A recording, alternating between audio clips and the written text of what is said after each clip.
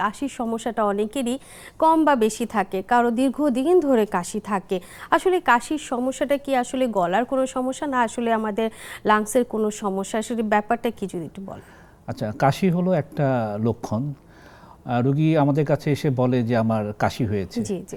তো কাশি হলো ফুসফুসের যে কয়টি রোগের লক্ষণ রয়েছে ফুসফুসের রোগের, তার মধ্যে কাশি অন্যতম। আচ্ছা।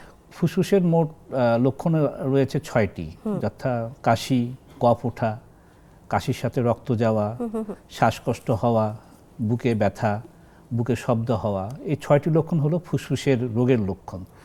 এর মধ্যে কাশি অন্যতম লক্ষণ আর কি। আচ্ছা।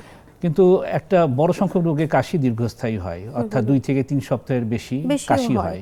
আপনারা হয়তো প্রায় শুনবেন যে 3 সপ্তাহের বেশি হলে বা কোনো কোনো ক্ষেত্রে 2 সপ্তাহের বেশি হলে আপনি কফে যক্ষার জন্য জীবাণু পরীক্ষা করেন আর কি। অ্যাজমার কাছাকাছি একটা রোগ আছে COPD, chronic obstructive pulmonary disease, এটার জন্য কাশি হয়। কিছু রোগ আছে ইন্টারস্টিশিয়াল লাং ডিজিজ, এটার জন্য কাশি হতে পারে। আবার ফুসফুসে দীর্ঘস্থায়ী ক্ষত, যেরকম ব্রঙ্কাইটিসে কাশি হতে পারে। সবচেয়ে অ্যালার্মিং কাশি হলো ফুসফুসের ক্যান্সারে। এটা মানে একটা মানে নন উপশমকারী, মানে পারসিস্টেন্ট কাশি হতেই থাকে, যে কাশিটা কোনোভাবে কমানো যায় না, এরকম কাশি হতে পারে হলো ফুসফুসের ক্যান্সারে। তো এগুলো হলো ফুসফুসের প্রধান রোগ।